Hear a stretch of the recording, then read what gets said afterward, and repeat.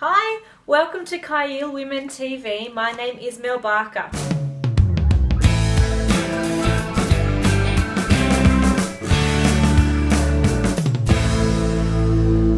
I want to talk to you today about hearing the voice of God, because it's something that I've found that a lot of people struggle with knowing and with trusting that they're actually hearing from God.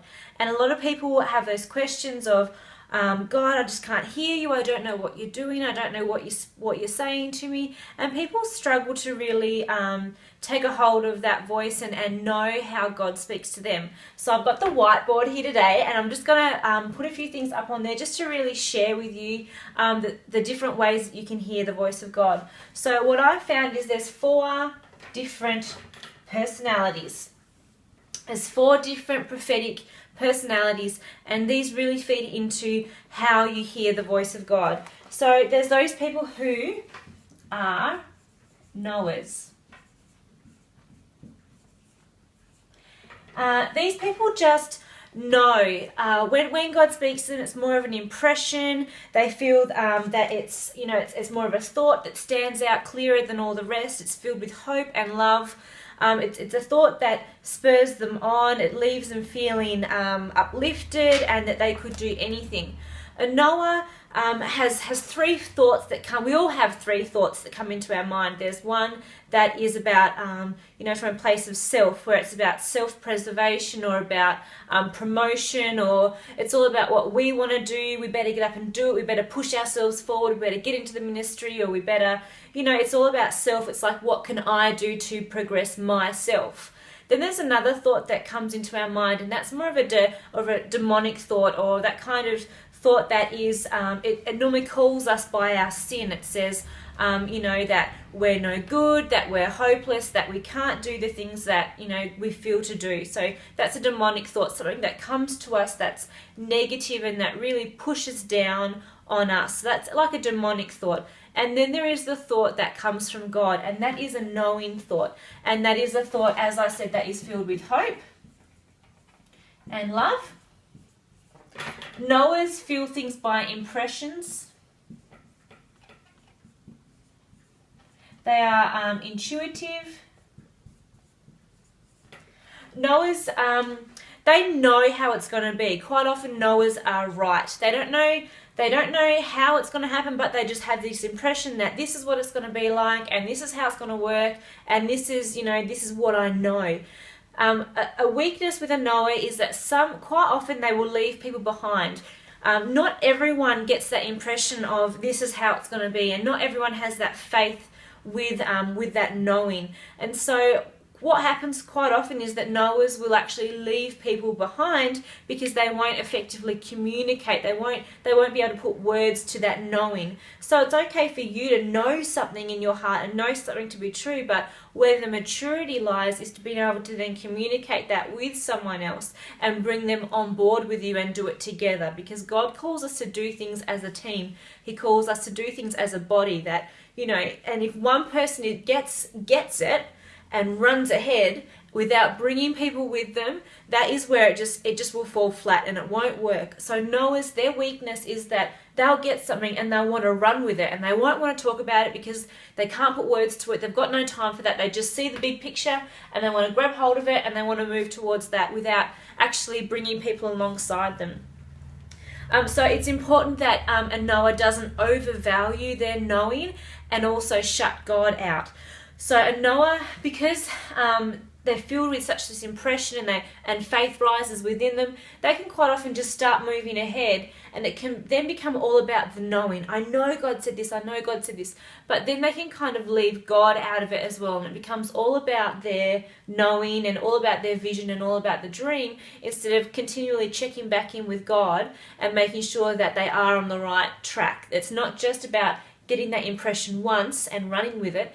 A knower has to make sure that they're consistently going back and checking in with God and making sure that they're still on the right track, because a knower will quite often be shooting one way and God will change direction, but a knower will miss it and they'll just keep going. So they need to make sure that they check in with God.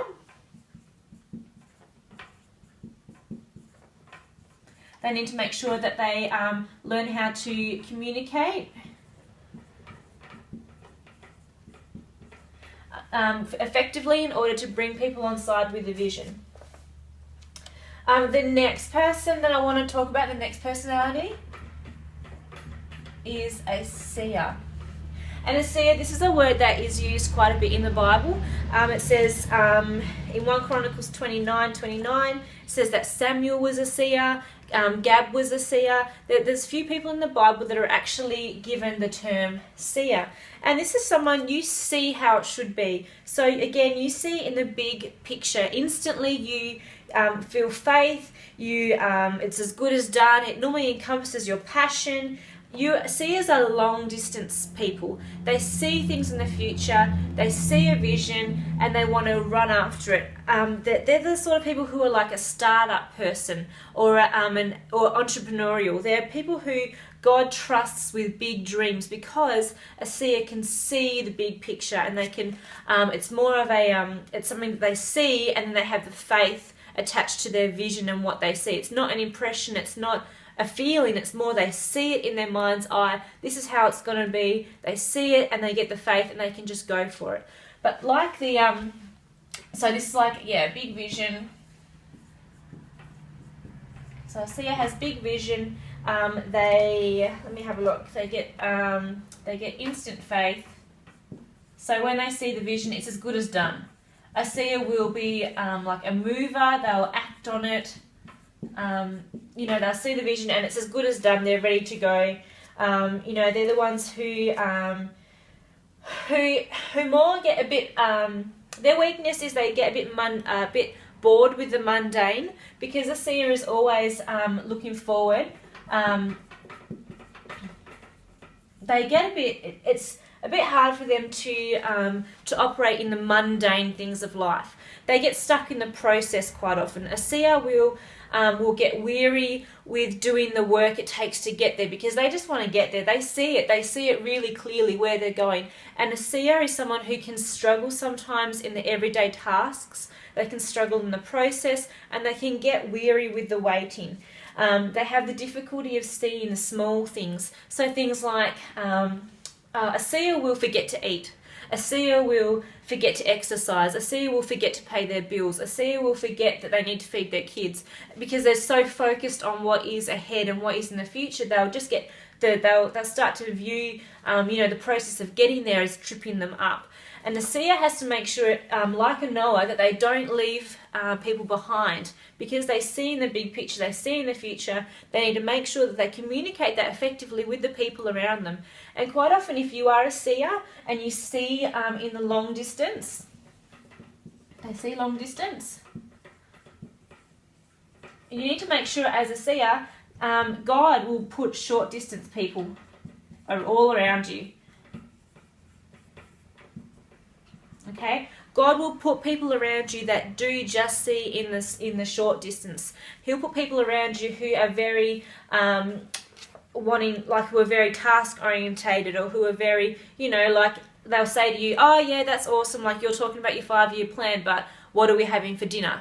So that there will be people around you that God will specifically put around you to keep you focused on the process. Because a seer, if you're a visionary, you have to focus on doing the mundane things better, because there's no point striving towards a big vision and then leaving in your wake a whole heap of destruction. Because then when you get there, if you haven't taken care of your house, if you haven't taken care of yourself, when you get to a point where God is ready to release in a big vision into you, like actually make it your reality, you're not going to have the momentum, you're not going to have the stamina, you're not going to have the maturity to hold that vision. So as much as these two people see in the future and see, ahead, both of them need to make sure that they are, and especially a seer, needs to make sure that they are getting the mundane tasks done. Okay, the next person that I want to talk about is a hearer. And a hearer is someone, they know that's the way it's going to be. They have this inner voice within them and they listen to it all the time. Well, I'll rephrase that. They know that there is a voice talking to them all the time. So a hearer is someone who, if you say to them, when did God tell you that, or how did God tell you that, they will say to you, in 1960 I was at such and such a place, and I was at the front of the church, and I was laying down, and God spoke to me. A hearer is someone who can remember the details. They'll be able to give you their last 10 journals, and they'll be able to point out to you, this is where God said this is where God said this, and they piece it all together. So a hearer is someone who it's a constant. Okay, so it's a constant communication with the Lord. They constantly hear God's voice. They could be walking down the street and God will speak to them. They could be driving their car and God will speak to them. They could be doing the dishes and God will speak to them. And a hearer is someone who gets lots of pieces of the puzzle. Okay, they get the puzzle pieces and they put it all together. A hearer is someone who journals all the time. It just comes naturally. They're naturally writing down, taking notes. They're naturally, listening for the voice of God, and they're the ones who can sometimes get a bit annoying. They're the ones who this is their weakness. A hearer is someone who can get a bit annoying because they say all the time, God said this, God said that, God said this, and sometimes their message gets distracted by the messenger. So the fact that they keep saying God said this, God said that, for other people who God doesn't speak to them that way, that can get a bit overwhelming, a bit annoying, because they just want to hear okay, God's saying all this stuff to you, but what's the main theme? So as a hearer, if God's speaking to you and lots of bits all the time and you're taking those puzzle pieces, you don't need to share all those puzzle pieces with everyone around you. What you need to do is you need to put that puzzle together and come up with the theme and what God is saying to you, and you need to share that theme and say, God is saying this. As a collective, God is saying this. Because God speaks to you all the time and you pick it up everywhere. And for someone who doesn't pick it up everywhere, and someone like a Noah or a seer who just see a big picture, they just see it up ahead, these two people can kind of play off, not communicate the best way, because this person sees a big picture, this person sees in all little pieces. And so it's important that this person, a seer, breaks it down, okay, for the other people around them, breaks down the vision and communicates the vision properly to the people around them. And it's important that this person, as a hearer, takes all the pieces that they've been given and puts it together in such a way that this is the main theme of what God is saying in this moment and in this time.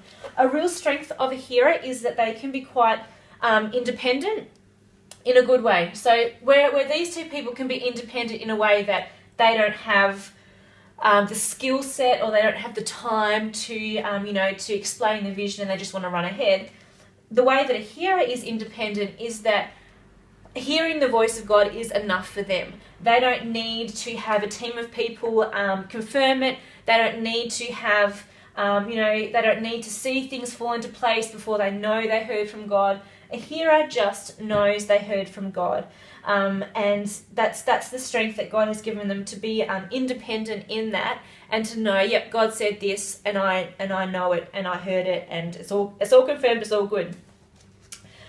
So their weakness also is that they can't see details in a big picture. They're kind of they get little pieces of the puzzle, but they're not a details person. It's like, God said this, God said this, God said this, and it's not so much into the actual planning out, or the visionary type person who can kind of see the big picture and move towards it. A hearer is more someone who gets all the pieces and it just becomes like a puzzle, but sometimes they get stuck in the hearing of the voice of God, and they don't actually act on it. Okay, so a hearer needs to know, not only hear the voice of God, but hear when God's saying go and do it. Okay, and you probably guessed the last way to hear from God is if you are a feeler. Okay, so a feeler feels the emotions of God. Okay, a feeler is someone, they go into a room and it feels right or it feels wrong. Okay, it's different from a knower. It's similar, but it's different. A knower is someone who has an impression, they're intuitive. They're someone who their thoughts that they know are of God leave them with feelings of hope and love, and they see the big picture, and a thought sticks out, and it's more of a knowing that way. A feeler is someone who is actually impacted by the environment around them. Okay, whereas a knower is someone who sees how it should be, and they set the environment based on how they feel. A feeler is someone who will go into an environment and who will be able to feel what's going on around there. They feel what's going on. They're used to being interrupted by God. A feeler is used to having different feelings impressed upon them. They're very intuitive. They can go into a room full of people and pick out, like, just know things about people, and they're the people who are normally moved more towards intercessory. They're people who sometimes feelers are people who walk into a room and they say things like, "Oh, do you feel that?" Okay, or they say things like, "Oh wow, I just feel," they use the language. They say, "I feel this," or "I feel that," or they use that kind of language to talk about how they're feeling. Feelers can get stuck in an environment. So as Christians, we are called to set environments, and even as a feeler, feelers need to make sure they don't get stuck in the environment as it is when they arrive there. So as a feeler, if you are arriving in an environment and you feel it's heavy, right? And if you're a feeler, you know what I mean. You walk in and you feel it and it's heavy and it's like, oh, I don't know what's going on here, but I can just feel that it's just tense and something's just not right here. Okay, you can know as a feeler that you have the authority to change the atmosphere around you. And that is where intercessory comes in as well, because you can change the atmosphere around you. God shows you and God reveals things to you by His Spirit of an atmosphere that needs shifting. And you wait and see. If you are a feeler and you walk into a room and you feel it's heavy, you need to pray until that heaviness lifts. And you need to, command that heaviness to lift until you get a sense of joy. Because God communicates with you in your emotions. So if you are feeling heavy and burdened, you need to make sure that you're not carrying that on as your own, but you recognize that is God talking to you, okay, and that you recognize that that's not your own feelings to take on, and that you can shift that atmosphere, and that you can take on what God says, which is the joy of the Lord is my strength. So feelers sometimes can get a bit clouded. They can think, that feelers kind of out on their own a little bit, because they can feel a bit isolated, because feelings are very, very important, and they really guide us in our journey in life. We're quite often guided by what we feel, and if we haven't developed our skill set to know that it's our thoughts that dictate our feelings, right? Okay, have you got that? It's your thoughts that dictate your feelings. That a feeler, even if they're in a place where they're feeling an emotion of God or they're feeling an atmosphere, they can still know that it's their thoughts that dictate their feelings, okay? And that they can know that they are not stuck in a feeling of depression just because of what's going on around them, okay? That a feeling needs to be concrete in Scripture, in the Word of God, and concrete that what in the promises of God, that that the joy of the Lord is your strength. That that there is hope, that it's not a hopeless situation. So feelers sometimes can get a bit stuck in their feelings and turn a bit inward, okay? But the point of a feeler is that the whole purpose of being a feeler is that God shows you things on an external plane, okay? You're not supposed to take it internally, okay? What you're feeling is an external plane, and you need to keep it external and keep your focus and know that God's showing you something, and this is how God's talking to you, and you can communicate with God and find out what you need to pray into, or what you need to do to shift an atmosphere, or even just practical things that you can do in a situation to change it. Or as a feeler, you can there's so many things that feelers can do, but the biggest thing for a feeler is to know that you are empowered in that. So in your feeling, in an atmosphere, you are empowered. Feelers have got mercy giftings. They're quite often the ones who pick up the slack. They're quite often the ones who are normally the servants so to speak. They're the ones that naturally want to help people. They want to make things better for people. They're looking around them all the time to see what they can do for other people, and that's a good thing to have. But you need to make sure that in that you're listening to the voice of God and knowing that what you're feeling, God has given you for a specific purpose, but it's not to last forever.